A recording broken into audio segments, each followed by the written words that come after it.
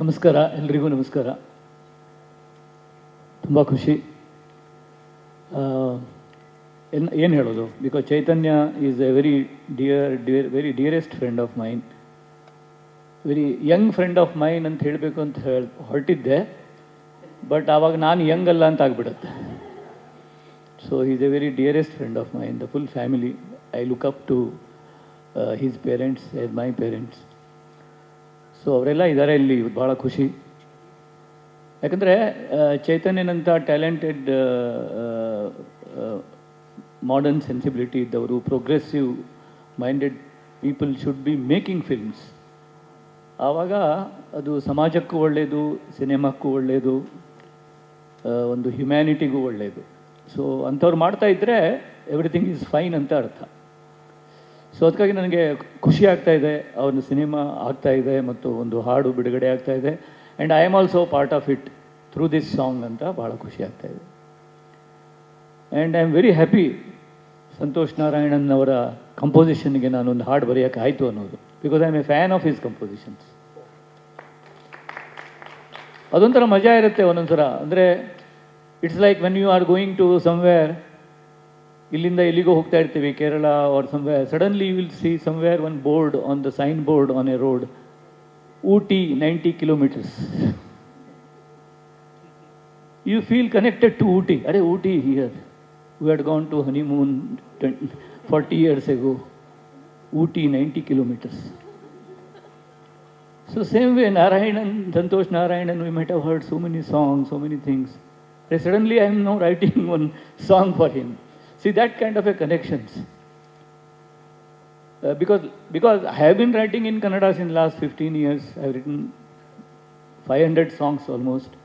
I have written for Manomurthy, I have written for Hari Krishna, I have written for so many compositions here. But as a writer, each language has a different kind of ಒಂದು ಪ್ರತಿಯೊಂದು ಭಾಷೆಗೂ ಅದರದ್ದೇ ಆದ ಒಂದು ಒಕ್ಕಣಿಕೆ ಇರುತ್ತೆ. ಸಂಗೀತದ್ದು ಕೂಡ ಜಾಯಮಾನ ಅಂತ ಕರಿತೀವಿ ನಾವು ಅದನ್ನು. ಮಲಯಾಳಂ ನಮಗನ್ಸುತ್ತೆ, ಒಂದು ಮಲಯಾಳಂ ಕಂಪೋಸಿಷನ್ಗೆ ನಾನು ಬರೀಬೇಕು, ಒಂದು ಬೆಂಗಾಲಿಗೆ ಬರೀಬೇಕು, ಮರಾಠಿಗೆ ಬರೀಬೇಕು, ತಮಿಳಿಗೆ ಬರೀಬೇಕು, ನನಗೆ ಯಾವಾಗ ಬರೆಯೋಕ್ಕೆ ಸಿಗುತ್ತೋ ಏನೋ ಅಂತ. Then I try to do it myself. I will take a Tamil song and write it myself for my personal hobby. I do it. I use to do it in my college days. I to write for Hindi songs myself. ಮೇರಾ ಜೀವನ್ ಕೋರಾ ಕಾಗಜ್ ಕೋರಾ ಹಿ ರಹ ಗಯಾ, ಚೆನ್ನೆ ನಿನ್ನ ಚಿನ್ನದಂಥ ನೆನಪು ಕಾಡಿದೆ. I use to sing it in colleges. ಆ ಥರ ಮಾಡ್ತಿದ್ದೆ ನಾನು. ಸೊ ಲಾಸ್ಟ್ ಇಯರ್, 2 ವರ್ಷದ ಹಿಂದೆ ನನಗೆ ರೆಹಮಾನ್ ಈಸ್ ಎನದರ್ ನಮ್ಮನ್ನು ತುಂಬ ಕಾಡಿದಂಥ music composer. So Ponniyin Selvan Kannada version I could right,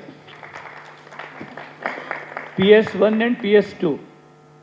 So when I got an email from Maniratnam ji, I was thrilled. I couldn't believe. When I got another mail from Jayamohan sir, who is a great writer, that yours is the best version in all languages of PS1. It was, for me, it was like a Nobel Peace Prize, not literature prize. So after that, when this was another kind of a thing. ಇದು ಇವ್ರದ್ದು ಬಂದಾಗ ನನಗೆ, ಅರೆ Santosh Narayanan, there is a chance for me to write. ಅರೆ ತುಂಬ ಖುಷಿ ಆಯಿತು.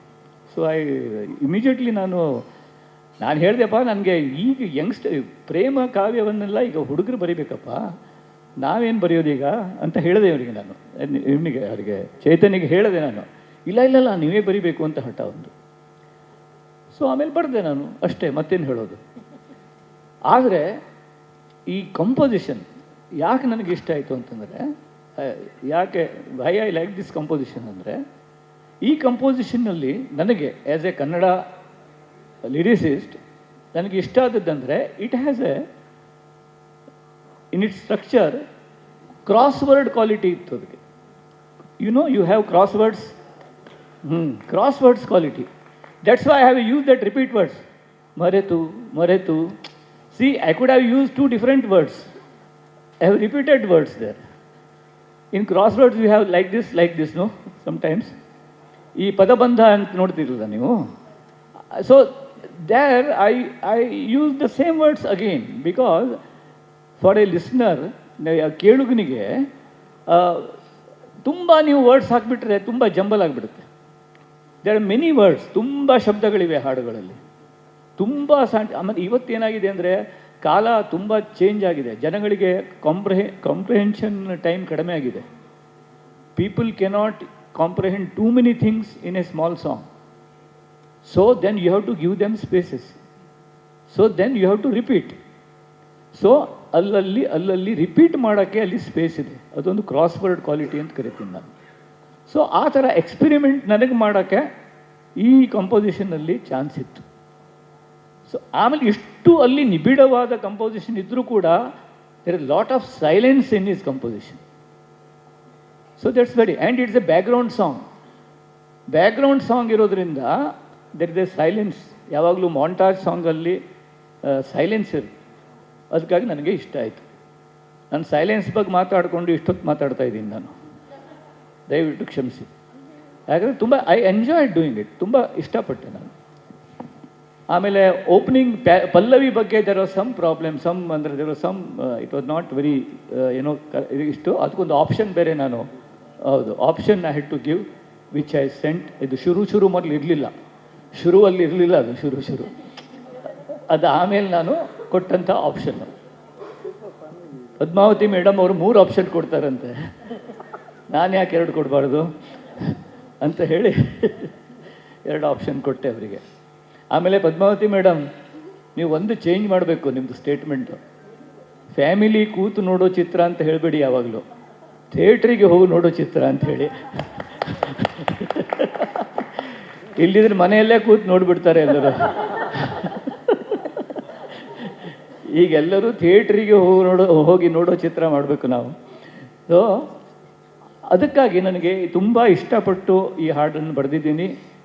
ಆಮೇಲೆ ಅದಕ್ಕೊಂದು ರಿಪೀಟ್, ಅಂದರೆ ಇಲ್ಲಿ ಬಂದಾಗಲೂ ನಾನು ನೋಡ್ತಾ ಇದ್ದೆ, ಅದು ಕೇಳ್ತಾ ಇದ್ದೆ ನಾನು. ಯಾಕಂದ್ರೆ ತುಂಬ ದಿವಸಗಳ ಹಿಂದೆ ನಾನು ಬರೆದಿದ್ದ ಆದ್ದರಿಂದ, ತುಂಬ ದಿವಸಗಳ ನಂತರ ನಾನು ಕೇಳಿದ್ದಾದ್ದರಿಂದ ಆ ಕಂಪೋಸಿಷನಿಗೆ ಒಂದು ರಿಪೀಟ್ ಕ್ವಾಲಿಟಿ ಇದೆ, ತುಂಬ ಕೇಳಿದಷ್ಟು ಇಷ್ಟವಾಗೋ ಗುಣ ಇದೆ ಅಂತ ನನಗನ್ನಿಸ್ತು.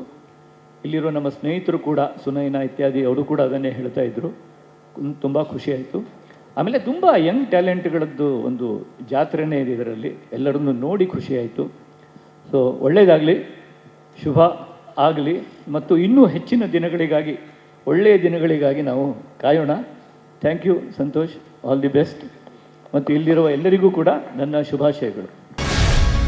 ಗ್ಯಾರಂಟಿ ನ್ಯೂಸ್, ಸುದ್ದಿ ಖಚಿತ, ನ್ಯಾಯ ನಿಶ್ಚಿತ.